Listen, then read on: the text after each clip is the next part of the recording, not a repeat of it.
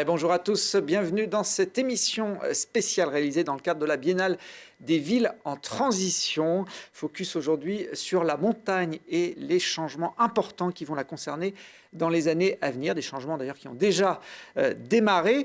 Pour en parler, nous avons réuni des binômes, un chercheur et un professionnel de la montagne pour confronter leur point de vue et leurs solutions sur trois thématiques.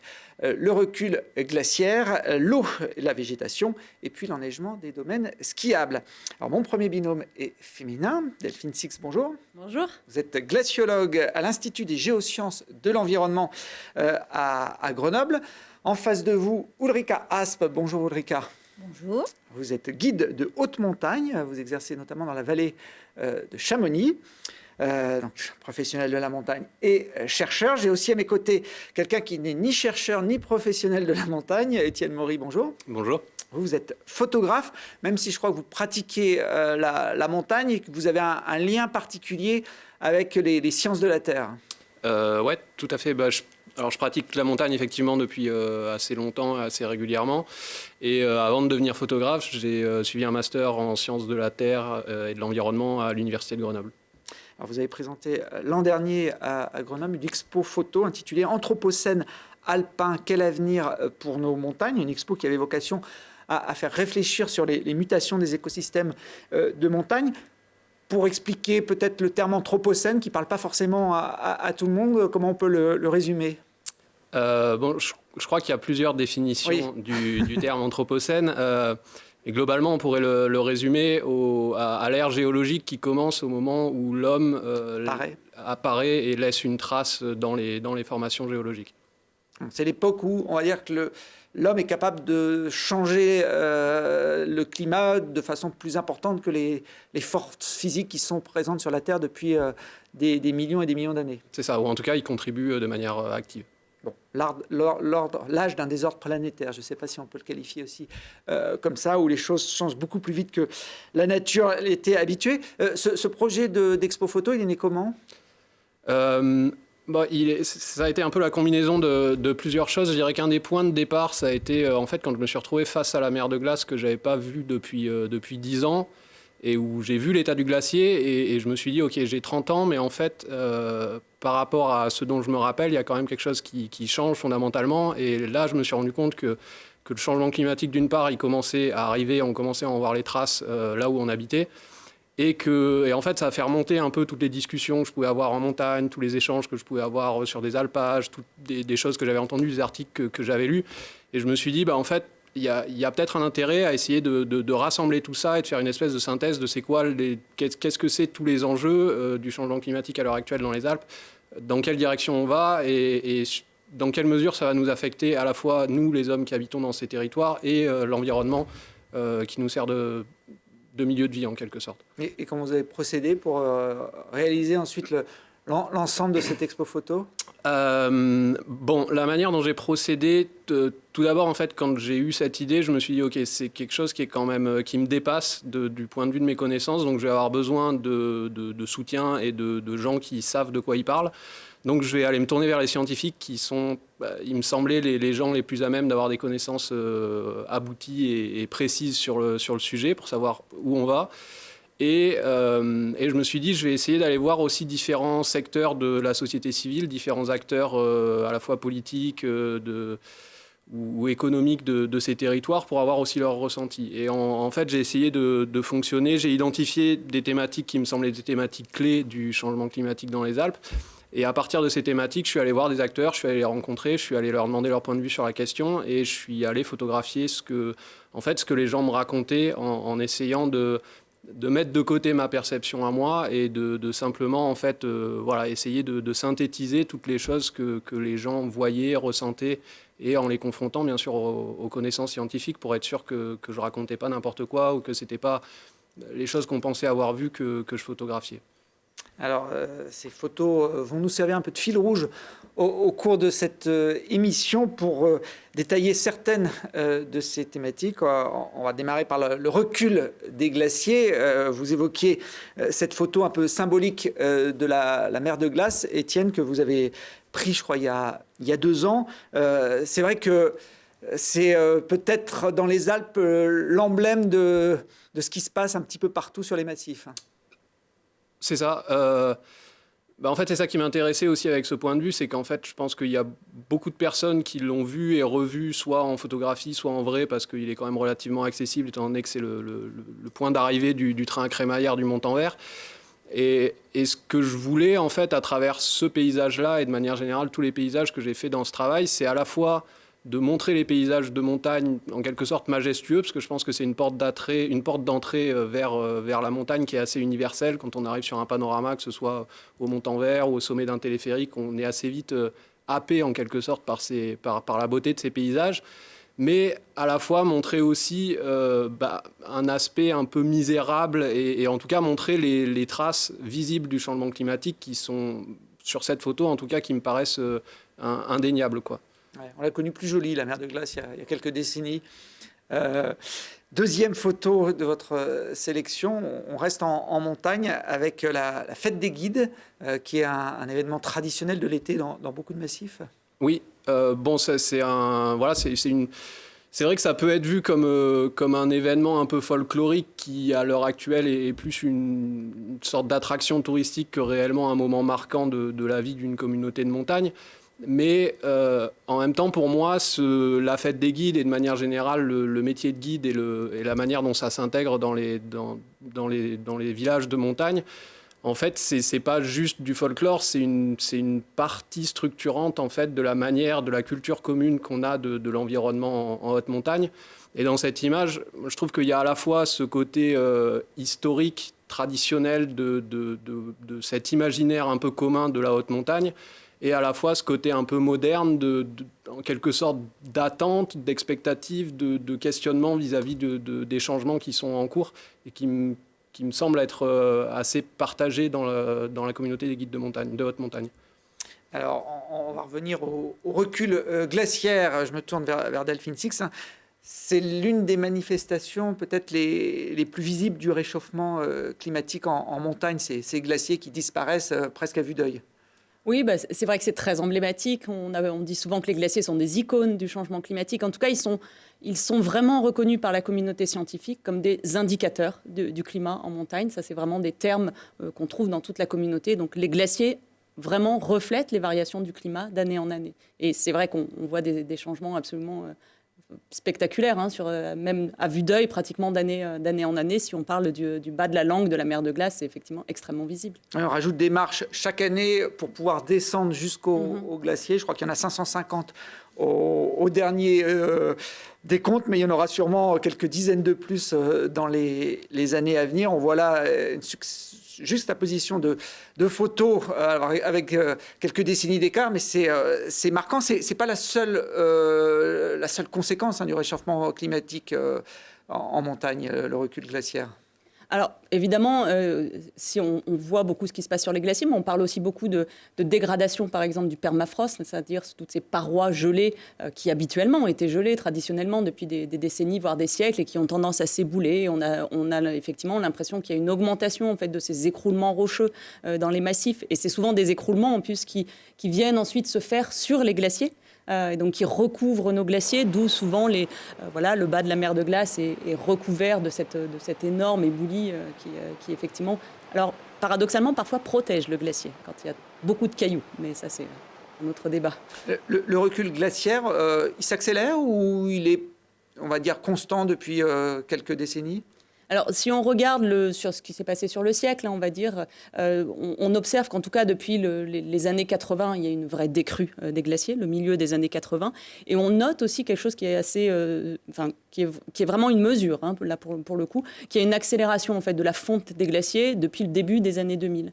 Et si vous regardez ce qu'on appelle, nous, le bilan du glacier, un peu son état de santé d'année en année, mais si vous prenez les 10 années les plus négatives de ce bilan, depuis qu'on fait des mesures, donc depuis des décennies, eh bien 9 des 10 années les plus négatives se situent après 2003. Donc c'est vraiment pour vous dire cette accélération en fait, dans la perte de masse des glaciers depuis le début du 21e siècle, en l'occurrence.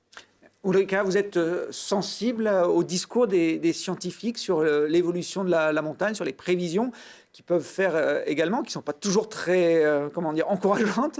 Non, elles ne sont pas très encourageantes, non, pour nous et notre métier, mais Oui, nous, on le voit en vrai. Tout ce dont il parle, on le voit en vrai. Les fameuses marches dont vous parlez, on va en rajouter à la mer de glace. Nous, on les remonte, ayant fait la Vallée Blanche l'hiver, quand les remontées mécaniques marchent. Et chaque année, moi j'ai vu depuis 30 ans, donc depuis 30 ans, on a perdu à peu près entre 100 et 150 mètres d'épaisseur de dénivelé de glacier vers les montants verts. Et ça me désole de plus en plus tous les ans. On voit la différence. Des éboulements, on est obligé de s'adapter.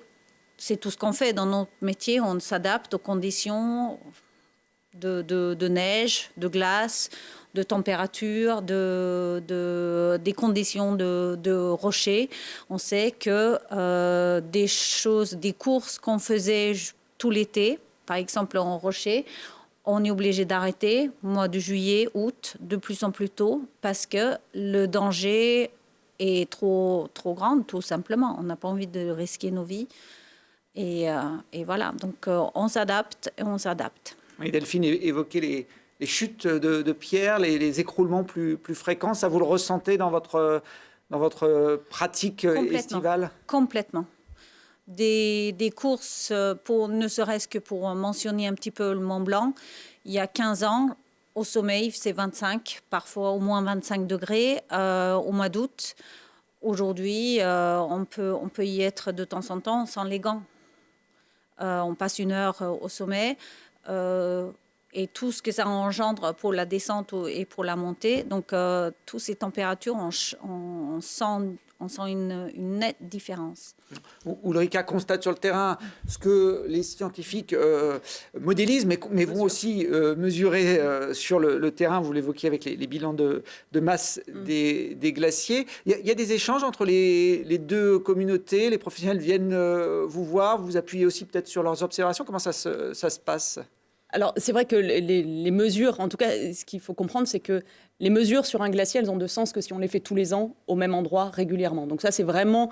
c'est aussi pour ça que tous les glaciers du monde ne sont pas suivis, parce qu'on ne serait pas assez nombreux pour le faire. Donc si on reparle de la mer de glace, par exemple, au niveau du Montant-Vert, on sait qu'on perd entre 4 et 5 mètres de glace par an. Donc 4 à 5 mètres d'épaisseur à cet endroit-là du Montant-Vert. Donc 4 à 5 mètres, c'est beaucoup. Hein, ça fait beaucoup de marches chaque année, hein, évidemment.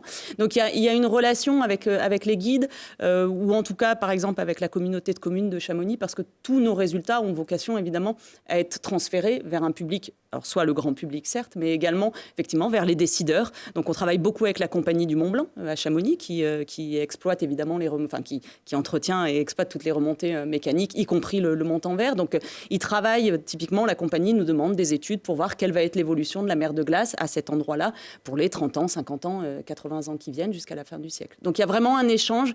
On travaille en tout cas de plus en plus au-delà du phénomène de comprendre ce qu'est un glacier, comment il fonctionne. On travaille beaucoup pour des exploitants, pour des compagnies hydroélectriques ou pour la compagnie du Mont Blanc, pour essayer vraiment d'apporter en fait une finalité sur l'évolution et que ça leur serve d'outil, eux, pour adapter évidemment tous leurs aménagements, par exemple.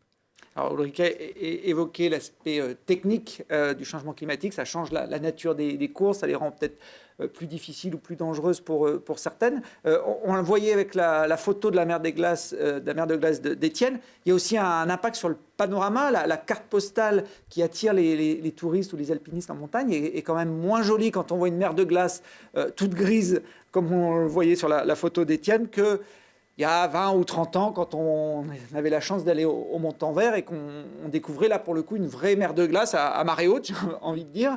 Ça aussi, ça peut avoir un impact dans votre activité professionnelle ? Je pense que au-dessus des glaciers, il y a la montagne aussi.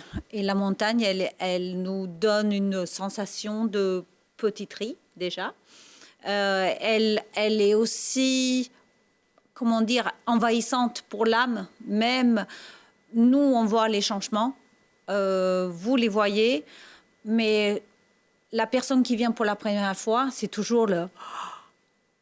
Elle n'a pas de référence. Elle n'a pas de référence, oui. Donc, c'est la première... Moi, il m'est arrivé de discuter avec des gens qui sortent aspirants guides aujourd'hui. Et on a parlé de climat, de changement de façon de faire avec la montagne. Et eux, ils se disent, ou ceux avec qui j'ai discuté, ils me disent, mais oui, mais on fait comme ça. Bah ouais. Oui, mais ils prennent ce qu'il y a. Voilà, on prend ce qu'il y a, on fait ce qu'on peut. On s'adapte à ce qu'il faut faire. Maintenant, il y a des voies d'escalade aux montagnes qui ont été ouvertes dans les années 80 où ça a rajouté une longueur parce que tout simplement, la glace, elle est descendue. Et ça, c'est à 2500 mètres d'altitude. Donc, tout change un tout petit peu. Là, il y avait une photo du triangle de Tacul, le massif de Mont-Blanc. Et par exemple, j'ai entendu il n'y a pas longtemps que la glace qu'on voit, la glace noire, on est sur la glace qui a 6 ou 7 000 ans maintenant. On tape dedans. Alors qu'il devrait y avoir de la neige et de la glace qui se forme, parce que c'est de la glace qui est au-dessus de la Rimée. Donc, en soi, vous n'êtes pas inquiète pour la continuité de l'activité de guide de haute montagne, même si les paysages changent, même si les conditions sont plus compliquées, la clientèle est toujours demandeuse. Elle sera là, encore, je pense, mais d'une autre façon, tout simplement. Delphine Six, la montagne, finalement, elle a vocation à s'effondrer. C'est dans l'ordre des choses. Il n'y a rien d'exceptionnel à voir les montagnes s'éroder. Si on va en Bretagne aujourd'hui, on n'a pas l'impression qu'il y ait des montagnes, alors que certaines études ont montré que c'était presque aussi haut que les Alpes, le massif armoricain, il y a quelques millions d'années. Oui, quelques millions d'années. Des centaines de millions d'années, je crois que c'est 300 millions d'années. Je crois que c'est la perception de l'échelle de temps, effectivement, qui est différente. Bien sûr que alors, les Alpes sont toujours en surrection, c'est-à-dire elles s'élèvent encore pour le moment, de façon, on va dire, naturelle, par confrontation des plaques géologiques. Mais c'est vrai qu'effectivement, les éboulements des parois rocheuses liés à cette température du rocher et de la glace qui est à l'intérieur fait qu'on observe des écroulements supplémentaires. Mais effectivement, je pense que c'est vraiment l'échelle de temps, parce que là, on est sur un 21e siècle qui va bouleverser beaucoup de choses très vite. Et si moi, je me dis, on est en 2021, un enfant qui naît aujourd'hui n'est pas sûr, quand il aura 80 ans, de voir des glaciers dans les Alpes. Là où on en est aujourd'hui, ce qu'on est capable aujourd'hui de simuler, par exemple, de l'avenir des glaciers des Alpes, voilà, un enfant aujourd'hui peut-être ne verra pas à la fin de sa vie des glaciers dans les Alpes. Et c'est cette image, enfin cette notion de temps, finalement, c'est court, quoi. C'est l'échelle d'une vie. Et c'est ça pour moi, c'est ça qui est effectivement frappant, en fait. Oui, avec les évolutions qu'on peut avoir par le passé, il y a quelques millions d'années, où c'était sûrement beaucoup. Alors, en tout cas, sur ce qui est au niveau de l'érosion et de la surrection des montagnes, effectivement, c'est sur des échelles de temps géologiques beaucoup plus longues que ce qu'on mesure là depuis quelques décennies et ce qu'on va observer sur les décennies qui viennent. Il faudra rayer les courses de glace dans la liste des courses des guides de Chamonix et d'ailleurs.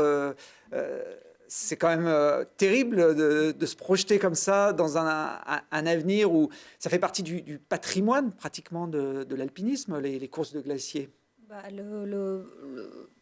Les régions alpines sont un peu identifiées par leurs glaciers, et surtout en France, parce que c'est là où sur tout l'arc alpin, c'est les montagnes les plus hautes en général. Donc oui, on va aller en Himalaya faire du mixte, avec de l'oxygène. Non, c'est vraiment tragique. Et sur l'échelle d'une vie comme ça, peut-être avec un peu de chance, on aura quelques névés au sommet du Mont Blanc. Oui, c'est quand triste. je dis effectivement, quand je parle des glaciers qui disparaissent, là on peut parler par exemple du grand glacier d'Argentière, mais dont le bassin d'accumulation finalement n'est pas si haut que ça. Voilà. Donc lui est amené à disparaître. Après, le sommet du Mont Blanc, c'est une autre question, c'est plus haut, etc. Donc il restera quelques patchwork comme ça de neige et de glace, mais globalement on ne va pas, enfin on ne prétend pas effectivement aller vers du meilleur sur les 50 ans ou les 80 ans qui viennent. Ouais, vous ne pouvez pas, là, pour conclure, donner un message un peu optimiste à Ulrika et à toute la profession, à tous les professionnels de la montagne. Ça ne peut pas s'inverser comme ça en 50 ans si on change la donne?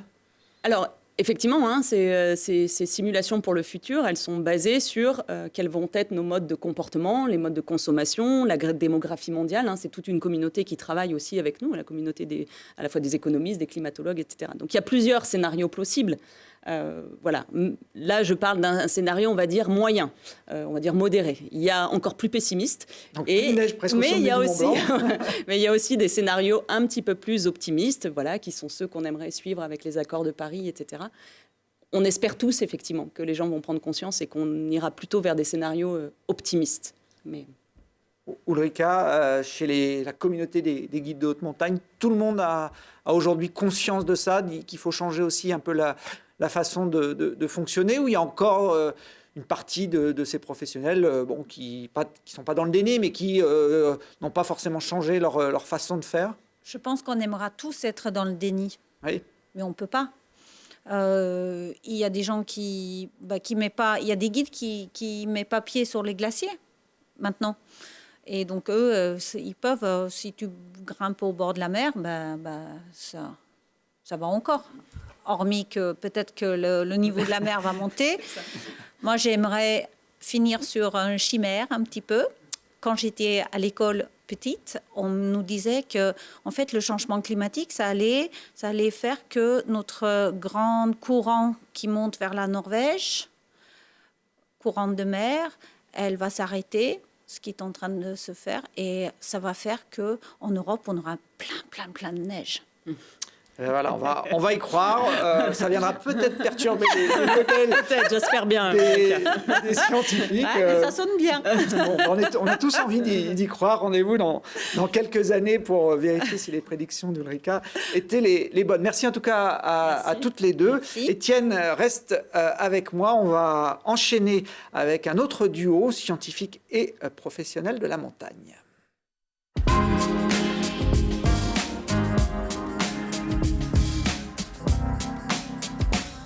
Ouais, on poursuit ce dialogue entre scientifiques et professionnels sur les conséquences du réchauffement climatique en montagne, notamment ici dans nos Alpes, avec Grégory Loukougaraï. Bonjour. Bonjour. Vous êtes chercheur à l'INRAE, au LESSEM. Alors ça fait beaucoup d'acronymes là. Ça commence à être compliqué. Donc, l'ESSEM, c'est le laboratoire des écosystèmes et des sociétés en montagne. Et donc, c'est donc un laboratoire INRAE qui est un nouvel institut qui est issu de la fusion entre l'INRA, qui était très connu, et IRSTEA, qui était basé à Grenoble historiquement. Et donc, INRAE pour Institut national de recherche pour l'agriculture, l'alimentaire et l'environnement.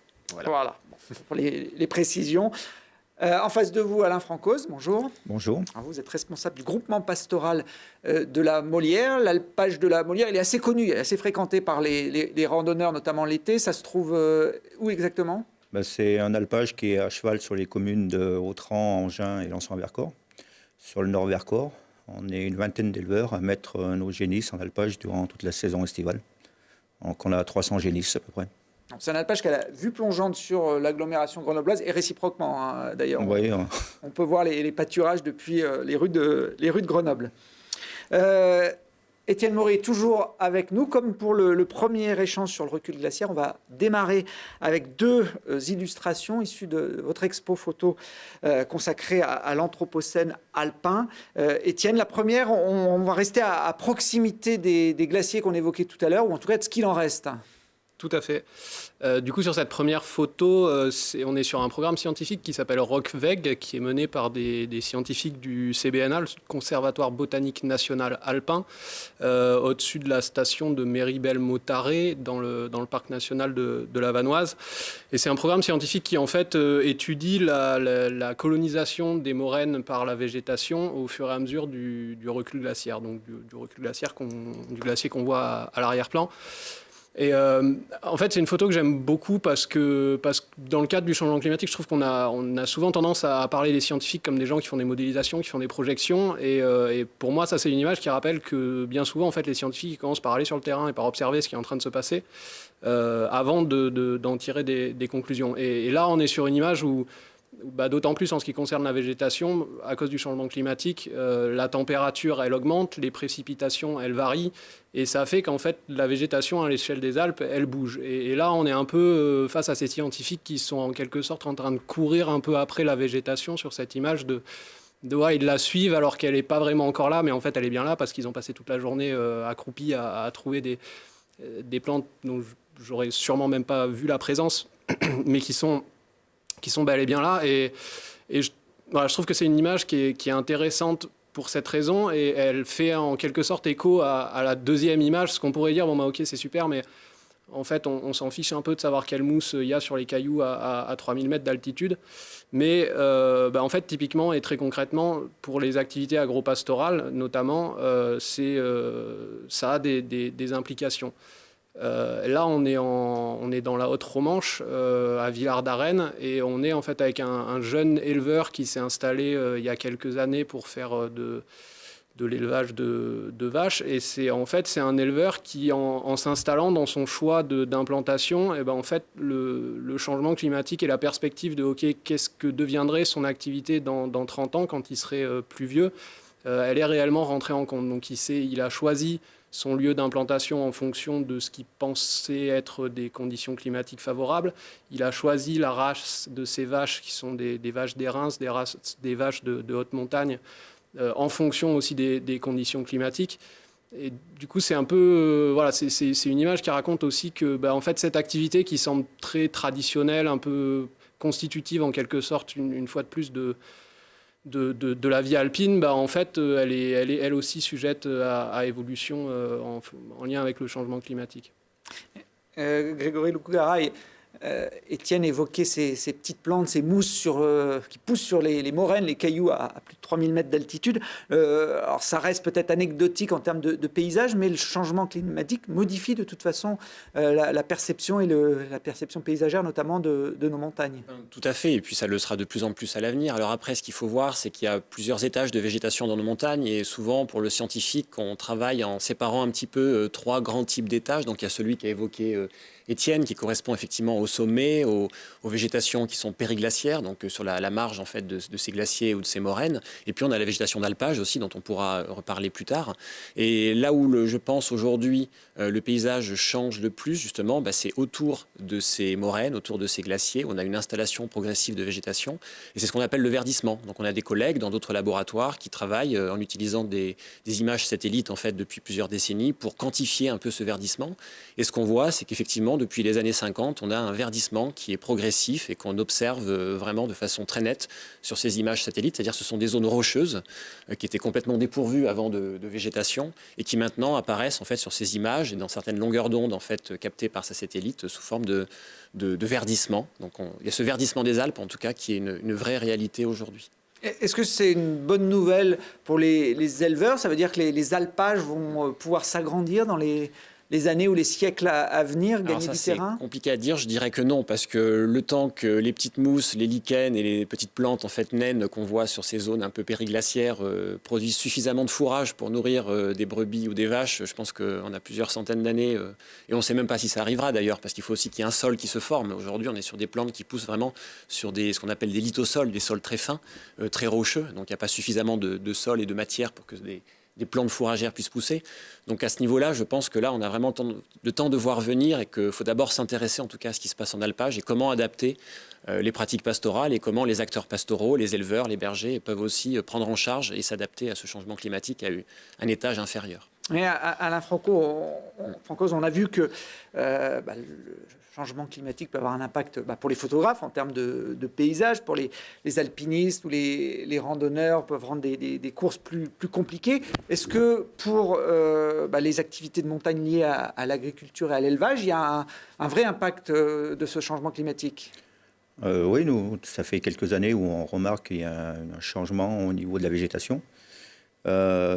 Plus ça va, on a des périodes d'été, enfin l'été où c'est très chaud, très sec, et des périodes de pluie au printemps des fois.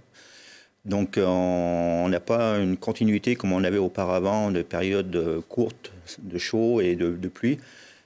C'est très marqué quoi, les saisons, l'alternance de chaud, de froid, de pluie.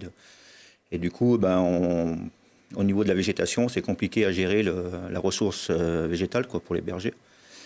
Parce que du printemps, on a beaucoup d'herbe, puis en l'affaire de 15 jours, 3 semaines, l'herbe a toute grillé par la chaleur, le sec. Parce qu'on pourrait imaginer que avec une tendance à la hausse des températures, ce soit plus propice pour justement les animaux. Là, on voit des images d'alpage. On peut peut-être les emmener plus tôt dans la saison grâce à ce changement climatique et donc avoir un élevage plus facile à gérer. C'est pas le cas finalement? C'est pas forcément le cas parce que nous, on a nos bêtes qui sont dans la vallée. Et dans la vallée, c'est pareil, on est à 1000 mètres d'altitude, donc il n'y a pas beaucoup de différence entre les exploitations et puis l'alpage. Tout va très vite au printemps. On a des périodes de chaud dès le mois de mars, avril, où la végétation peut commencer à partir. Et puis après, on a une période de froid où ça ralentit la végétation. On ne va pas gagner énormément d'herbes.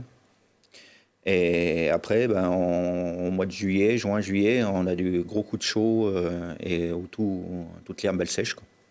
On a du mal à exploiter toute la ressource en herbe quand elle est de bonne qualité, quoi. Vous l'évoquiez, Grégory, l'alpage aussi est impacté par le réchauffement climatique. Alors complètement, là on a plusieurs projets justement qui tournent un peu sur cet étage de l'alpage et qui essayent de comprendre maintenant depuis plus d'une dizaine d'années en fait comment bouge cette végétation.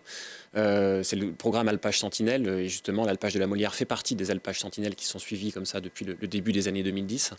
Et l'idée en fait de ce programme qui est un programme partagé, donc l'idée c'est qu'il n'y ait pas que des scientifiques en fait qui soient associés dans ce projet Alpage Sentinelle, mais aussi les éleveurs, les bergers, les techniciens pastoraux. Donc il y a vraiment un regard partagé en fait sur comment est-ce qu'on peut vivre ce changement climatique en alpage. On parlait tout à l'heure aussi des changements paysagers, c'est ce qu'évoquait Alain juste avant. En fait, au niveau paysager, ce qu'on voit aussi, c'est que la montagne, elle peut verdir en altitude, en très haute altitude, mais elle peut aussi jaunir beaucoup plus vite en fait en été, du fait de ces phénomènes de sécheresse. Et on a parfois, quand on fait nos suivis, à 5 ans d'intervalle, en fait, on fait la même photo sur le même alpage à la même date, et on a des couleurs qui sont absolument différentes en fait en fonction des conditions climatiques de l'année. Et le réchauffement climatique, en fait, le changement climatique, en fait, c'est deux composantes. C'est le réchauffement, c'est plus de degrés dans les Alpes depuis les années 50, mais c'est aussi une grande variabilité en fait météorologique d'une année sur l'autre. Et c'est ce qu'on vient d'évoquer aussi là, en parlant de l'élevage, c'est que d'une année à l'autre, en fait, la saison pastorale, elle se ressemble pas forcément. En fonction si le printemps est précoce et chaud, si l'hiver on a des précipitations ou pas du tout. Et ce qu'on s'aperçoit, en fait, ce qu'on a pu identifier sur ces suivis au long terme, sur 10-15 ans, c'est qu'on a pu identifier des phénomènes météorologiques en fait, qui sont très impactants pour la pousse de l'herbe et donc pour l'activité pastorale, en tout cas en alpage. C'est d'abord la précocité du printemps. On pourrait croire, comme vous l'avez suggéré, en fait, que plus le printemps est chaud et précoce, et mieux l'herbe va pousser. Et en fait, elle va pousser, oui, mais au début de saison. Et comme elle va pousser très vite, en fait, elle va faire beaucoup de tiges. Elle va être beaucoup moins intéressante, en fait, ensuite, du point de vue nutritionnel pour les animaux sur le reste de la saison. On a un autre petit dispositif qu'on suit dans Beldon, où on regarde à différentes altitudes, maintenant aussi depuis une dizaine d'années, en fait, l'évolution de la qualité du fourrage, c'est-à-dire ses qualités nutritives en fait, pour l'herbivore, pour le troupeau. Et on s'aperçoit en fait que si on gagne en moyenne 3 degrés par jour sur les mois d'avril et mai, donc les années avec des printemps précoces, en fait, on perd sur la saison de 20 à 50% de qualité fourragère en fait, sur l'herbe qui est disponible. Donc en fait, on a un avancement depuis les années 80 d'environ 3 semaines de date de démarrage de la végétation en alpage. Ça rallonge la saison de végétation. Par contre, est-ce que la qualité du fourrage, est-ce que la production du fourrage permet d'assurer pour le troupeau en fait, cet allongement de la durée de végétation? Ça, c'est une question qui reste encore assez ouverte. Et on a des variations d'une année sur l'autre qui montrent qu'en fait, les éleveurs sont obligés, les bergers, de s'adapter en fait, à chaque fois.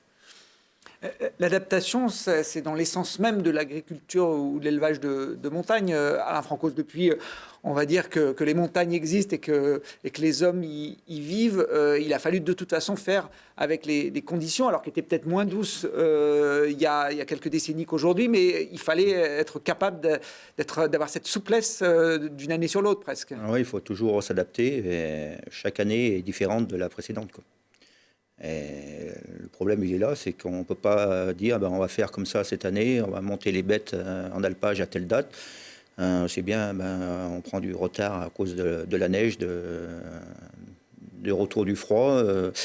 C'est toujours compliqué, quoi. Et bon, on a le réchauffement, et puis pareil, à la fin de l'estive, comme l'an dernier, au mois de septembre, on s'est pris 30 cm de neige, et il a fallu redescendre les bêtes. Voilà. En vitesse. Vous évoquiez, le fait que les éleveurs sont associés dans vos études, notamment sur l'alpage de la Molière. Est-ce qu'ensuite il y a des échanges, des préconisations, des conseils que vous pouvez leur apporter, justement pour qu'ils s'adaptent au mieux avec leur leurs troupeaux à ces changements? Là, aujourd'hui, c'est un peu difficile. Et puis, de toute façon, les personnes qui connaissent le mieux la façon de conduire le troupeau et de réagir aux aléas météorologiques d'une année sur l'autre, ce sont d'abord les éleveurs et les bergers qui ont cette expérience-là. Donc, nous, on est plutôt là aussi pour essayer de comprendre. On les accompagne aussi sur des tournées de fin d'estive où on monte avec eux, on essaye de voir comment s'est passée la saison.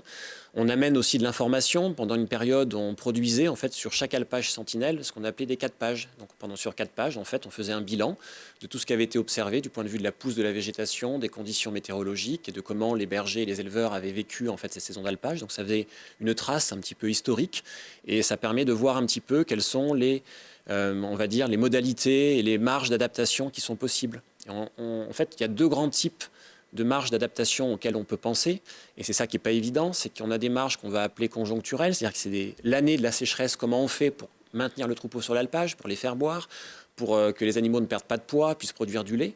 Donc on peut aller explorer d'autres zones de l'alpage qu'on n'explorait pas avant, on peut essayer d'ajuster les dates, etc. Et puis il y a les adaptations structurelles, parce que le changement climatique, il est parti, on sait qu'il ne va pas s'arrêter du jour au lendemain comme ça, donc ça veut dire structurel, ce sont des adaptations permanentes. Comment l'exploitant peut réfléchir en fait à adapter son système pour se dire, voilà, les phénomènes de sécheresse sont de plus en plus fréquents. Je sais que j'en aurai maintenant régulièrement. Les printemps de plus en plus précoces. Comment je peux adapter mon activité d'élevage en fait sur le long terme. Oui, tout à l'heure, on avait la photo d'Étienne, de cet éleveur de Loisan qui avait choisi spécifiquement une race de vache qui soit la plus adaptée aux conditions. Alain, ça aussi, ça chemine dans la réflexion des éleveurs de choisir une espèce animale qui puisse correspondre aux conditions qu'on va avoir dans les années à venir? Non, on n'est pas tellement... dans notre cas, sur l'alpage de la Molière, une réflexion sur le changement des races de génisses. Bon, parce que c'est conjoncturel, c'est assez dur. Par contre, au niveau de l'adaptation, on va diminuer le nombre de bêtes sur l'alpage, parce que la ressource en herbe, elle va diminuer, ou diminuer la durée d'estive aussi, redescendre les bêtes plus tôt. Quand vous dites diminuer le nombre de bêtes, ça veut dire celles qui ne sont pas sur l'alpage, elles sont ailleurs ou elles restent, réduisez la taille du troupeau? On va réduire, on dit, en des années, on a monté 320 génisses, en fin d'estive, c'était trop mangé, il n'y en avait pas assez pour tout le monde. Il n'y en avait pas assez, donc du coup, l'année d'après, on en a monté 300. Et puis si ça continue, Et qu'est-ce que vous faites des vins qui sont c'est les éleveurs qui se débrouillent chez eux pour garder les bêtes en bas, ou ce qui se passe aussi, nous, c'est qu'il y a des éleveurs qui arrêtent, qui viennent à la retraite, qu'il n'y a pas de remplacement. Et du coup, leurs génisses ne sont pas remplacées. Grégory évoquait aussi le manque d'eau parfois. Ça aussi, c'est une problématique que vous rencontrez de façon plus prégnante ces dernières années, ou ça a toujours Alors, été le manque d'eau sur la Molière, on a de la chance d'avoir quand même assez de ressources en eau. Par contre, il faut s'adapter pour garder l'eau, ne pas la gaspiller. On a fait un peu du stockage, améliorer les points d'eau. Voilà. On a de la chance sur la Molière d'avoir de l'eau encore. C'est pas le cas partout dans les Alpes. Comme le dit Alain, effectivement, la Molière est relativement bien dotée en fait sur cette ressource en eau, mais si on reste sur le Vercors, par contre, et qu'on parle de la réserve naturelle des hauts plateaux du Vercors, c'est un espace qui est à plus de 90% pâturé par des ovins, donc par des moutons, des brebis. Et là, effectivement, il y a une grande problématique de ressources en eau qui pose plein de questions. Ça pose aussi des questions en termes de paysage, la notion de paysage alpin qu'on évoquait tout à l'heure, parce que, en fait, même si on a des années qui sont plus pluvieuses que d'autres, le fait qu'on ait un réchauffement des températures, ça augmente ce qu'on appelle l'évapotranspiration, c'est-à-dire l'eau qui part des plantes et qui part du sol et qui retourne à l'atmosphère, donc qui n'est pas disponible ensuite pour la repousse et pour l'humidité du sol. Et en fait, cette évapotranspiration, elle a augmenté d'environ 15% depuis une trentaine d'années, ce qui est assez énorme. Et sur des végétations comme sur les hauts plateaux du Vercors, en fait, qui sont des végétations déjà un peu plus séchantes, on a des sols un peu plus superficiels. La ressource en eau, en fait, les brebis, elles s'abreuvaient le matin avec de la rosée. Et cette rosée, en fait, elle disparaît avec l'augmentation de l'évapotranspiration. Et donc, il y a des demandes d'installation, en fait, de structures sur ces alpages. Dans cette réserve en fait, de structures pour stocker de l'eau, pour pouvoir abreuver les animaux pendant toute la saison, ce qu'on appelle notamment les impluviums. Et ces impluviums, en fait, même si on a fait beaucoup de progrès sur leur aspect physique, leur intégration dans le paysage, ils contribuent aussi, en tout cas, à modifier la vision qu'on peut avoir de ces espaces naturels. On pourrait imaginer, là c'est pour l'élevage, mais pour l'agriculture, d'avoir aussi des systèmes d'irrigation en montagne, comme on peut en trouver en plaine. Ça existe déjà dans les Alpes du Sud, par exemple dans les massifs du Queyras, les massifs des Alpes du Sud, il y a déjà de l'irrigation. Alors c'est l'irrigation en moyenne montagne, c'est-à-dire qu'on est plutôt sur sur du 1000 mètres, voilà, les hautes vallées, etc. Sur le Vercors, c'est un peu délicat parce que le Vercors est un massif calcaire. L'eau, elle reste pas, quoi. Elle s'infiltre très vite. Donc la ressource en eau, en tout cas sur le Vercors, c'est un problème quoi qu'il arrive. Ça, c'est sûr. Puis, ce que je veux dire par rapport à la ressource en eau, l'herbe, comme il fait de plus en plus chaud, est de plus en plus sèche. Et les bêtes, elles ont besoin de boire de plus en plus. Ah oui, Parce forcément. qu'avant, si on mange de l'herbe dans l'herbe, du coup, on a besoin de moins d'eau. Et là, il leur faut plus d'eau, plus de quantité d'eau dans la journée, quoi. Ouais, c'est un peu le vicieux. L'altitude de la Molière, c'est quoi, 1500, 1600 mètres à peu près? Oui, ça commence à 1400 et on va jusqu'à 1600. Donc, ce n'est pas un alpage qui est très étendu en altitude. On a la majorité qui est du côté est, sud-est. Du coup, c'est très séchant. On n'a qu'une petite partie qui est un peu plus à l'ombre, du côté Autran, où on peut jouer un petit peu sur la végétation. Mais c'est vrai qu'on n'a pas d'amplitude de végétation. Vous arrivez à être optimiste pour ces éleveurs, ces agriculteurs de montagne dans les années à venir? Est-ce que vous leur faites des prédictions comme d'autres scientifiques le font pour les exploitants de remontée mécanique, en leur disant à telle date, il n'y aura plus de neige à telle altitude, donc changez votre modèle? Pour l'instant, les prédictions, on n'en fait pas tant que ça, parce qu'on est plutôt dans l'observation. C'est ce que disait Étienne tout à l'heure. Sur la végétation, notamment sur la végétation herbacée, sur les prairies, on a plus de mal à modéliser sur le long terme, donc on est plus dans l'observation. C'est ce qu'on fait, donc on met à disposition nos résultats, nos variations de production fourragère, comment les éleveurs peuvent les percevoir, etc. et essayer de donner cette information.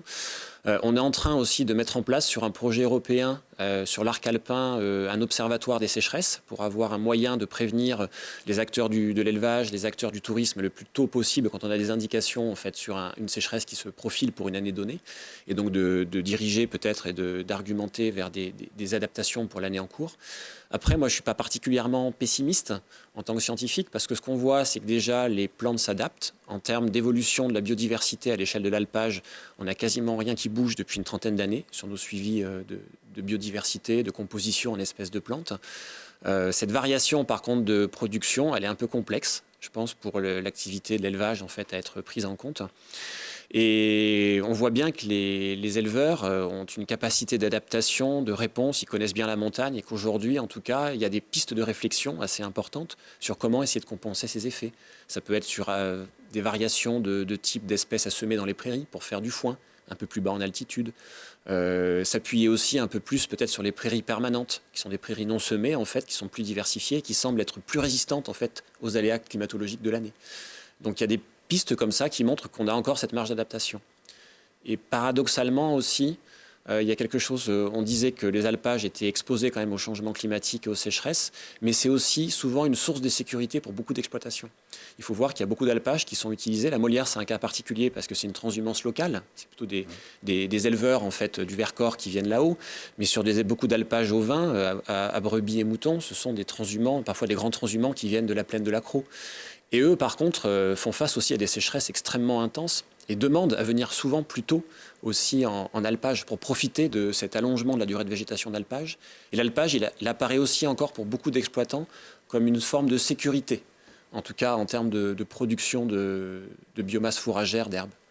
Il y a encore de l'avenir et de belles perspectives, si on en croit Grégory. Est-ce que ces changements climatiques, ça impacte quand même la volonté, par exemple, des plus jeunes de se lancer dans cette agriculture, cet élevage de montagne?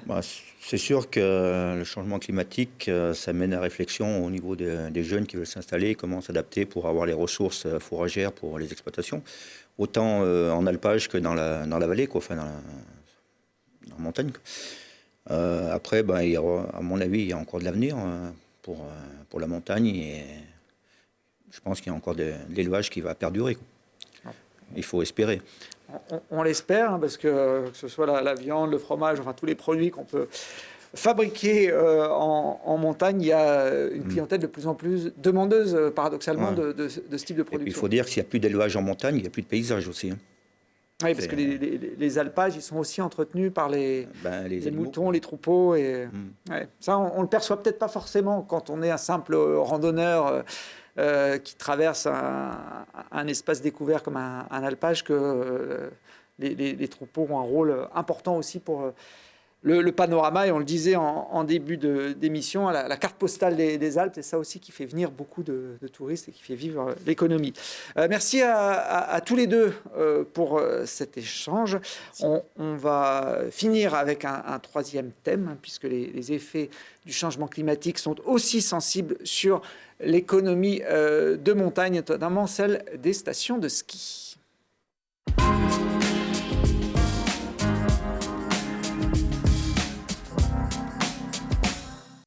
Allez, troisième partie de cette émission consacrée aux conséquences du réchauffement climatique ou du changement climatique, en tout cas, dans nos montagnes. Une émission en lien avec la Biennale des villes en transition organisée à Grenoble. On va parler de la remontée en altitude de l'enneigement pour finir avec deux nouveaux invités, un scientifique et un professionnel de la montagne. Carlo Carmagnola, vous êtes... Vous, un nivologue qui travaillait au Centre d'études de la neige Météo France, hein, qui est basé sur le campus de Saint-Martin-d'Air, travaillez également dans un bureau d'études Dianeige. Qui a quel type de fonction, ce bureau d'études? Il s'occupe d'aménagement des stations de montagne. Donc on a un partenariat entre Météo France et Dianeige qui nous permet de répondre aux attentes des stations par rapport aux aspects scientifiques sur l'évolution, le changement climatique, etc. Et aussi sur les aspects pratiques de comment s'adapter face aux effets du changement climatique. En face de vous, Christophe Jassigneux, bonjour. Bonjour. Vous êtes le directeur de la station du Collet d'Albar, qui est une station qu'on peut qualifier de moyenne montagne. C'est ça, tout à fait. 1450 pour le bas de la station, jusqu'à 2100 mètres sur le haut. Voilà, situé dans le nord du massif de... À la limite avec nos amis de la Savoie. Beldon. Voilà, vous avez à la fois le bassin chambérien et le bassin grenoblois pour alimenter en clientèle de proximité. Et puis Étienne Maury est toujours avec nous, c'est le fil rouge en fait. Étienne, à travers ces photos qu'il a récupérées, qu'il a réalisées sur le terrain pour illustrer le changement climatique en montagne. Je rappelle que ces photos avaient été proposé dans le cadre d'une expo à Grenoble intitulée Anthropocène, l'avenir de nos montagnes, Anthropocène alpin. On a défini le terme tout à l'heure. On va reprendre le fil conducteur. Le réchauffement climatique, ça a de l'impact sur l'enneigement, et l'enneigement notamment dans nos domaines skiables. Ça vous a inspiré de deux photos issues de votre collection. Oui, tout à fait. Bon, la première, celle-ci, c'est on est à Super d'Évoluy, qui est donc une station de moyenne montagne plutôt dans les Alpes du Sud. Et c'est une image qui est assez, qui est un peu archétypale, j'ai envie de dire, mais qui visuellement en fait est assez forte. D'une part parce que donc on est en fin de saison, on est quelques jours avant la fermeture de la station, on est mi-avril. Donc évidemment, la neige apparaît quand même relativement rare, et on voit aussi ces personnes qui sont à la recherche de cette neige, parce que ça reste les sports d'hiver. Mais ce qui m'intéresse aussi dans cette image, c'est qu'on voit qu'il y a en fait des vrais enjeux économiques qui sont liés à cette activité de la neige dans les Alpes, quoi.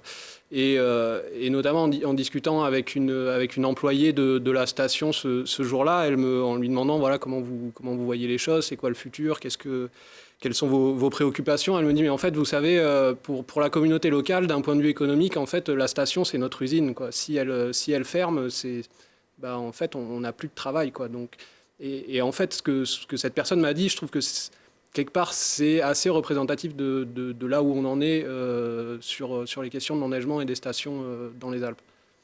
Alors, la deuxième photo, elle, a été prise dans le Vercors, l'été.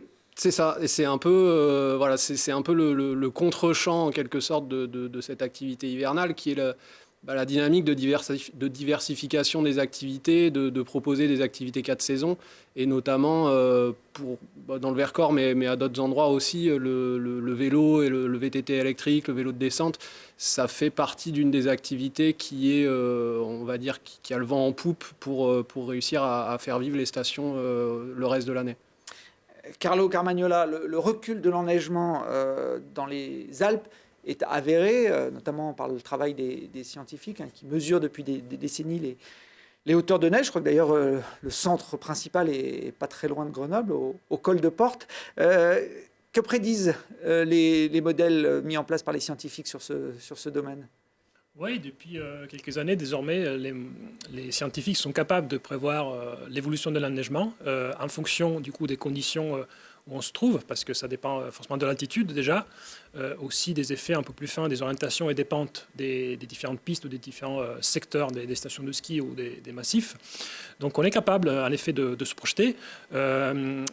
D'ailleurs, depuis quelques années, on est aussi capable de se projeter vraiment en termes de neige qu'on appelle gérée. Donc de voir aussi les évolutions physiques du manteau neigeux, non seulement en prenant en compte que la neige naturelle, mais aussi en prenant en compte les effets du damage, donc du travail de la neige, et le rajout de neige de culture, ce qui est un gros sujet en soi.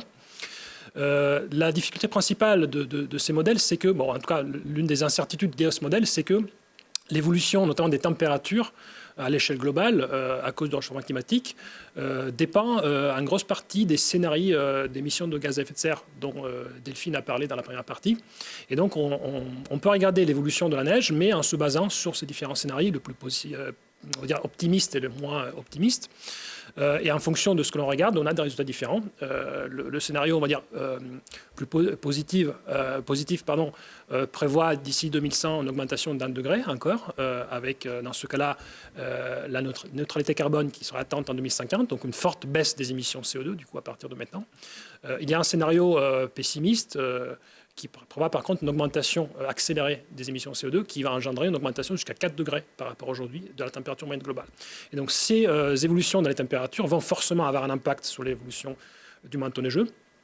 Donc ce qu'on constate, c'est qu'au niveau des précipitations, il y a des petites tendances, mais qui ne sont pas très très marquées. Et donc les précipitations vont rester plus ou moins les mêmes pour l'altitude donnée. Par contre, avec l'augmentation de température, ce qu'on appelle la limite pluie-neige va augmenter. Et du coup, au même endroit, on va se retrouver avec plus de pluie que de neige. Et donc ça, c'est ce qu'on constate notamment à moyenne et basse altitude déjà aujourd'hui. On le constate avec l'analyse du passé et on le voit aussi assez bien en projection.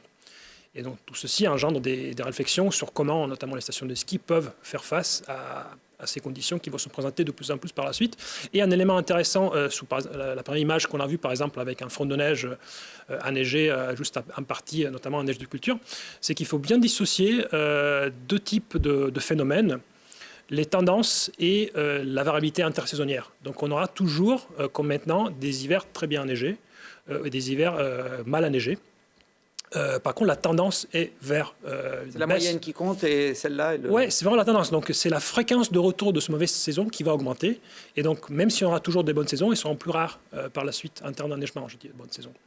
Et il faut bien distinguer, du coup, on ne peut pas se baser sur une seule saison pour dire, vous voyez, il y a plus de neige, moins de neige. Il faut vraiment regarder, nous, en Météo-France, en général, on prend au moins 30 ans de recul pour pouvoir estimer que nos tendances ont une certaine rigueur. Bon, c'est vrai que là, on est plutôt, Christophe Lecigneux, sur une bonne saison en termes d'enneigement, notamment pour la moyenne montagne. Bon, elle est bonne pour l'enneigement et peut-être moins bonne pour les stations de ski. Ça, c'est un contexte très particulier. Est-ce que ces projections des scientifiques sur le fait que, quoi qu'il arrive, la neige sera plus rare, notamment en moyenne montagne, elle est actée par les gestionnaires de stations de ski? Aujourd'hui, il n'y a plus de discussion là-dessus ou... Ah oui, elle est actée à notre niveau et au niveau du Grésivaudan de manière plus globale.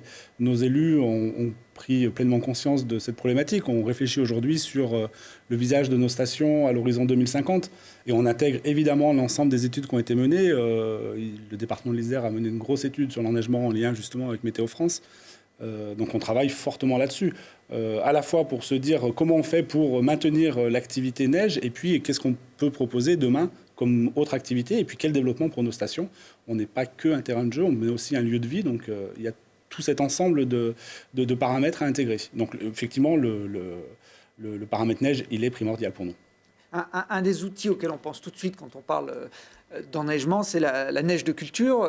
Toutes les stations aujourd'hui pratiquement y ont recours. J'imagine que c'est le cas aussi au Collet d'Alvar. Ça reste un investissement aujourd'hui que les stations veulent poursuivre?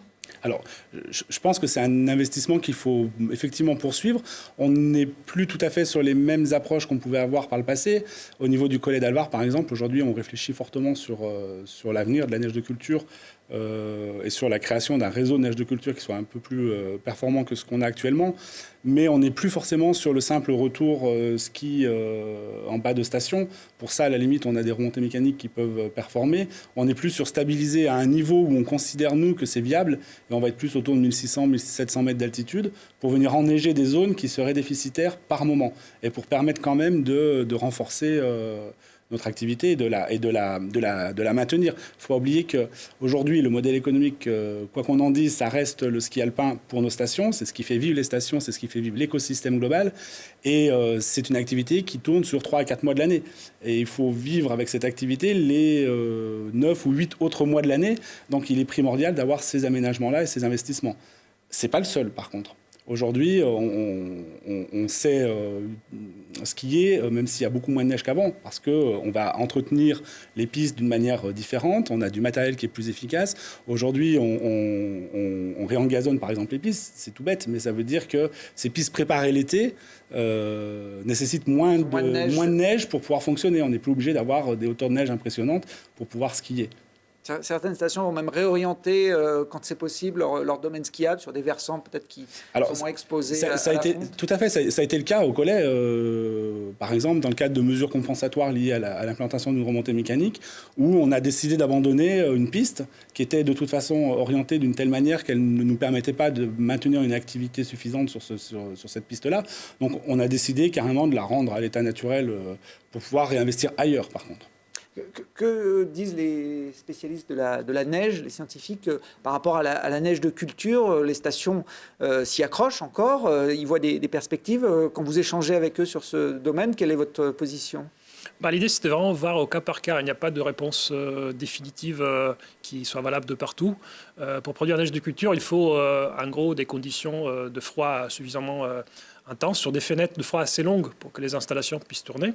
Il y a d'autres contraintes liées par exemple au vent, qui s'il est trop fort, empêche la production de neige dans des bonnes conditions.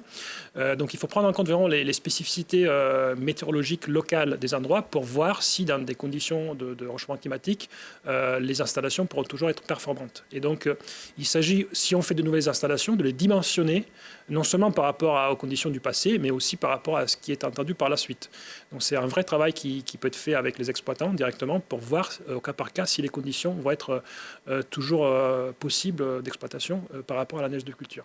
On sait que c'est un sujet un peu sensible qui s'invite des fois aussi dans le débat politique, les canons à neige, comme on les réduit. Aujourd'hui, c'est facile d'échanger, de trouver des compromis sur cette thématique entre les scientifiques, les gérants de stations et puis peut-être le monde politique aussi. Ouais, j'espère que ce sera facile, en tout cas, d'avoir des compromis. Je pense qu'on a tous intérêt à réfléchir ensemble. Après, c'est pas moi, directeur de station, qui vais décider clairement de faire ou pas les investissements liés à la neige de culture. Par contre, de pouvoir échanger, effectivement, de pouvoir avoir toutes ces informations et d'avoir ce dialogue nous permet de prendre, à mon avis, la décision qui sera la plus adéquate pour le secteur sur lequel on souhaite investir. Donc, on ne peut pas avancer comme on a pu avancer par le passé, un petit peu à marche forcée, en fonçant et en se disant de toute façon, nous, on a la science infuse et on sait et on va le faire. Mais par contre, d'avancer main dans la masse, je pense que c'est très important. Et c'est en tout cas, sur le territoire sur lequel je suis moi, c'est vraiment cette volonté-là qui est affichée par tous les acteurs du territoire. Alors, si on se base sur les modèles les plus pessimistes, une station comme le Collet d'Alvar, et ce n'est pas la seule, d'ici 2050, elle ne sera plus en capacité de proposer du ski ou alors très très peu. Alors là, je n'ai pas les données sous les yeux parce que l'étude a été faite en 2018 et on est en train de la mettre à jour. Et cet été, on aura la mise à jour de cette étude pour toutes les stations iséroises. En 2018, le Collet faisait partie malheureusement de ces nombreuses stations de moyenne montagne qui, à 30 ou 40 ans, n'auraient plus assez de neige naturelle, notamment pour fonctionner. Naturelle, justement. Par contre, ça, c'est dans le scénario pessimiste, ce qu'on appelle le CP 8.5. Donc, le pire scénario possible, qu'avec des neiges naturelles, en effet, à ces altitudes-là, l'exploitation va rester compliquée. Il y aura toujours des saisons, encore une fois, même en 2050, qui seront positives en termes d'enneigement, mais il y a une fréquence trop importante de mauvaises saisons pour garantir la fiabilité de l'enneigement. Par contre, avec neige de culture, ça change beaucoup. Donc, ce qu'on appelle l'indice de fiabilité de l'enneigement, en gros, le pourcentage de domaine skiable qui peut être viable en termes de ski sur chaque station, et en neige de culture va permettre de garantir la viabilité. Donc là, je n'ai pas les données exactes sur la station, mais il faut bien, du coup, encore une fois, déjà, pour répondre à la question d'avant, sur l'interaction entre les scientifiques et les exploitants, moi, personnellement, je vois une inversion de tendance depuis quelques années. Une fois, le dialogue était peut-être un peu plus compliqué et on voit de plus en plus récemment un intérêt pour ces thématiques. Ils viennent vous voir pour avoir une prise de conscience. Pour faire un exemple très pratique, ce type d'étude de changement climatique pour les stations qui est piloté par Met France avec Dianeige, avec INRAE aussi, un laboratoire de Grenoble, en ce moment-là, on est en train de la décliner, cette étude, pour toutes les stations de PACA, donc commande de la région PACA, les stations iséroises, comme je viens de dire, les stations de la Drôme également, plus des stations dans le Jura et dans les Pyrénées. Donc, et c'est à chaque fois des demandes directes de ces stations ou des interlocuteurs qui viennent vers nous en nous disant qu'est-ce qu'on va faire d'ici 30 ans? Est-ce qu'il faut amorcer une transition déjà vers d'autres activités? Est-ce qu'avec un de culture, on pourra faire du ski jusqu'à quelle échéance? Avec quels moyens économiques il faut investir pour s'assurer de la viabilité des pistes? Donc, c'est un vrai dialogue qu'on a avec les stations. Et les résultats dépendent du coup des stations. Il y a des cas, je ne vais pas citer les stations, mais où on a déjà dit il faut commencer dès aujourd'hui à diversifier les activités parce que le marché ski, avec ou sans neige de culture, ne sera pas tenable d'ici un horizon très proche. Il y a des endroits où, par contre, les conditions sont très différentes. Donc, c'est tout l'intérêt de faire les études pour voir si localement, le marché du ski va rester prioritaire ou pas. Dans la plupart des stations, ce qu'on voit, c'est le cas, en fait. En tout cas, sur la période d'ici 2050, d'ici 30 ans, le marché du ski va rester prioritaire. Et c'est à partir de ça qu'on pourra financer les autres activités. Donc, grâce au ski, on pourra commencer à diversifier les activités. Mais on ne peut pas se priver du ski à partir d'aujourd'hui. Et Étienne, tout à l'heure, en commentant la photo de Super Dévoluy, évoquait le rôle de la station de ski sur le territoire, en parlant de l'usine qui faisait vivre pratiquement tout le monde. On pourrait faire un parallèle avec les mines de charbon dans le Nord qui faisaient vivre aussi des territoires, ou la sidérurgie en Lorraine. Si je prends ces deux exemples, c'est que ces deux secteurs se sont écroulés et que les régions ont eu du mal à s'en remettre. C'est un scénario qu'on pourrait voir venir aussi dans quelques décennies en montagne si on ne trouve pas d'alternative. Alors, moi, je suis assez optimiste sur l'avenir de la montagne et la fréquentation estivale l'année dernière nous l'a bien montré aussi. Ça reste quand même un lieu de refuge, un havre de paix. On vient rechercher cet univers-là de la montagne. Je pense que là, on parle d'horizon à 30 ans, alors ça paraît loin et pas loin en même temps. 30 ans, c'est en gros une période d'amortissement comptable aussi pour nous. Ça veut dire que les investissements qu'on fait aujourd'hui, ils seront encore valables. Par contre, c'est maintenant qu'il faut les faire pour amener cette diversification. On a bien vu avec cette saison particulière, on n'a pas manqué le rendez-vous avec nos clients. Ils sont venus. On a eu du monde dans nos stations. Par contre, on voit bien que du jour au lendemain, on ne peut pas basculer une économie du ski alpin vers une économie de toutes les autres activités. L'écosystème n'y survivrait pas. Donc aujourd'hui, notre objectif et le pari qu'on doit mener, c'est de faire cette transition sur les 15-20 prochaines années, justement, d'amener la montagne à se transformer. Et c'est pas, c'est pas forcément avec une révolution du jour au lendemain, mais c'est plutôt avec une évolution. Et c'est une évolution qu'on doit décider dès à présent. Nos investissements d'aujourd'hui doivent nous permettre d'être dans cette diversification. Réfléchir aujourd'hui à l'implantation d'une remontée mécanique, on ne doit plus le faire uniquement sur la vision qu'est-ce qu'on va desservir en domaine de ski, mais on va aussi la réfléchir en se donnant comme mission qu'est-ce qu'on va pouvoir desservir comme activité de diversification. Qu'est-ce qu'on va proposer comme enjeu pour demain, pour nos clients, pour qu'ils viennent l'été, pour qu'ils viennent, y compris l'hiver, mais pas forcément pour du ski, pour d'autres activités de glisse ou d'autres activités de découverte. Et je pense que ça, c'est très important. Donc c'est bien de réfléchir aujourd'hui nos investissements à venir avec cette perspective de la montagne de demain. Mais on parle souvent dans cette logique d'une montagne 4 saisons. Aujourd'hui, c'est surtout une saison, la saison hivernale, un petit peu l'été aussi, notamment dans les stations comme le Collet. Là, on voit quelques images, stations qui offrent quand même une diversité d'activités qui permet d'attirer du monde. Station 4 saisons, c'est utopique ou on peut y arriver ? Gagnons le pari de la station 2 saisons. 2 saisons déjà, oui. Déjà, faisons de beaux étés. On les offre aujourd'hui. On va encore en proposer plus cet été. On est vraiment dans cette dynamique-là. Mais je pense qu'on peut le gagner. C'est ce que je disais tout à l'heure. C'est vraiment dans une approche qui, pour le coup, doit être un petit peu différente. Économiquement parlant, puisque faire vivre tout cet écosystème, et j'y reviens parce qu'on parlait de sidérurgie ou des mines, mais effectivement, alors j'ai l'image plus moi de la locomotive que sont les remontées mécaniques et tous les wagons qui sont derrière et qui sont primordiaux pour l'ensemble de cet écosystème. Sans les commerces, sans les restaurants, sans les centres de vacances, aujourd'hui, le Collet n'aurait pas de raison d'être. Par exemple, si on n'avait pas tous ces magasins autour, si on avait une approche purement économique, peut-être qu'il ne faudrait pas ouvrir au mois de janvier, la semaine. Parce que, économiquement parlant, si on regarde stricto sensus notre exploitation, c'est pas rentable. Par contre, pour l'ensemble de notre station, ça l'est, et ça l'est fortement. Donc, voilà, je pense pour moi, c'est un pari qu'on va réussir, qu'on va gagner, avec de la proximité, avec une recherche d'authenticité aussi. Donc, c'est à nous de créer les conditions favorables. Et ben voilà, l'écosystème est important aussi dans l'économie des stations de ski. Et puis, vous l'avez dit, peut-être un des points positifs, c'est qu'avec ce changement climatique et des tendances au réchauffement, la bulle de fraîcheur que peut offrir la montagne et les stations de moyenne montagne comme les vôtres, c'est peut-être une carte à jouer pour attirer le public. Tout à fait. Et on le voit, hein, l'été, quand on nous annonce des périodes caniculaires dans la vallée, on a des gens qui montent, y compris pour juste passer la nuit à la fraîche, j'allais dire. Donc, ils vont louer un logement pour la nuit, qui vont monter en camping-car. Et on voit un petit peu ce flux montant en fin de journée et redescendant le lendemain matin. Donc, il y a cette vraie carte à jouer aussi. Nous, on est vraiment sur cette thématique-là aussi. Eh bien, très bien. Merci pour ces échanges. Étienne, j'imagine que le travail photographique sur le changement climatique dans les Alpes va se poursuivre pour vous ?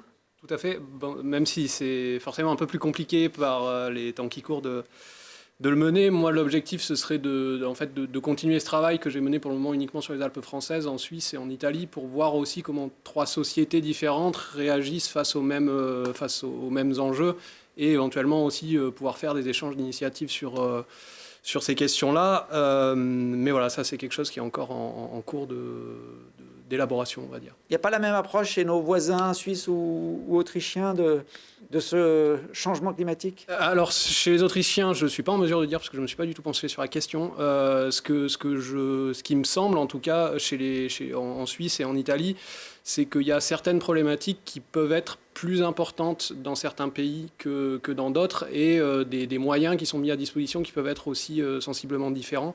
En Suisse, je pense par exemple aux questions d'eau qui sont liées à l'eau ou aux glaciers, ou même à l'industrie des sports d'hiver. C'est des réactions qui sont quand même assez différentes de ce qu'on peut trouver en France. Et je pense qu'il y a des choses qui sont intéressantes à faire dialoguer. Et en Italie, c'est pareil, il y a aussi une organisation sociale qui fait que ça me paraît intéressant, et que de toute façon, en fait, ça me paraît intéressant de ne pas aborder cette problématique du changement climatique en se limitant aux frontières, mais de l'aborder tel que les Alpes sont, c'est-à-dire avec plusieurs versants, plusieurs pays, plusieurs manières, plusieurs histoires aussi, plusieurs cultures pour voir les choses. Très bien, on suivra donc votre travail dans les années qui se poursuivent. On n'a pas fini, malheureusement, de parler du changement climatique dans les Alpes. Merci en tout cas à tous les deux d'avoir conclu ce trio de dialogue entre scientifiques et professionnels de la montagne dans le cadre de cette émission un peu spéciale liée à la Biennale des villes en transition.